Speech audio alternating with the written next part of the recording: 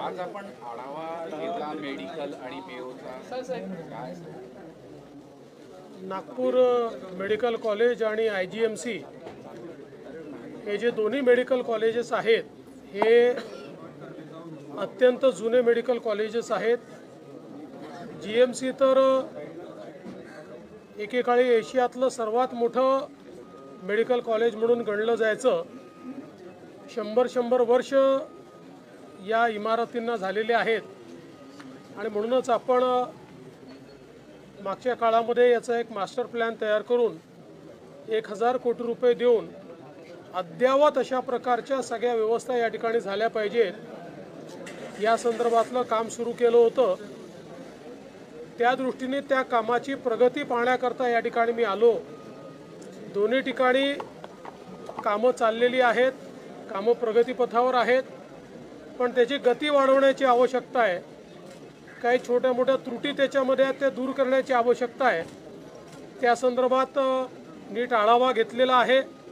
निधीची कुठेही कमतरता या ठिकाणी नाही किंवा पडणारही नाही, त्यामुळे वेळेत ही सगळी कामं आणि चांगल्या क्वालिटीची झाली पाहिजेत।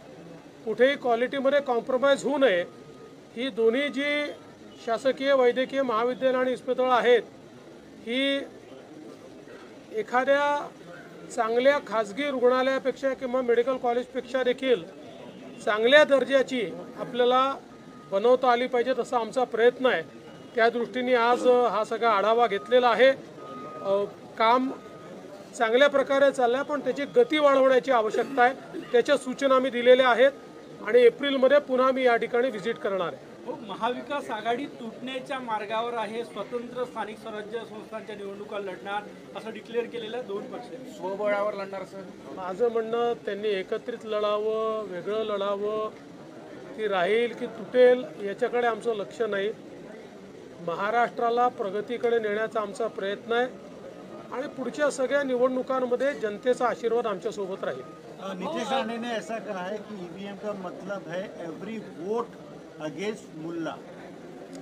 मी त्यांनी काय म्हटले ऐकलं नाही, त्याच्यामुळे त्याच्यावर उन्होंने क्या बोला है ये मैंने सुना नहीं है, इसलिए उसके ऊपर मैं कोई प्रतिक्रिया नहीं दूंगा। देवेंद्र जी, काल आपण म्हणाले होते की उद्धव ठाकरे हे मित्र होते, आता राज ठाकरे मित्र आहे। यावर आज शिवसेनेची एक अधिकृत भूमिका आली की देवेंद्र फडणवीस नाही ठरवणार कोण कुठे जाणार भविष्यामध्ये, त्यांनी आमचा पक्ष तोडलाय, ही कुठली आयडियोलॉजी? त्यांना त्यांचं मत त्यांनी व्यक्त केलं, मी माझं मत व्यक्त केलं। त्याच्यावर मी काय बांधील थोडी आहे की त्यांच्या याच्यावर मत व्यक्त करायला। ते रिकामटेकडे आहेत, रोज बोलतात, मी काय रिकामटेकडे थोडी आहे।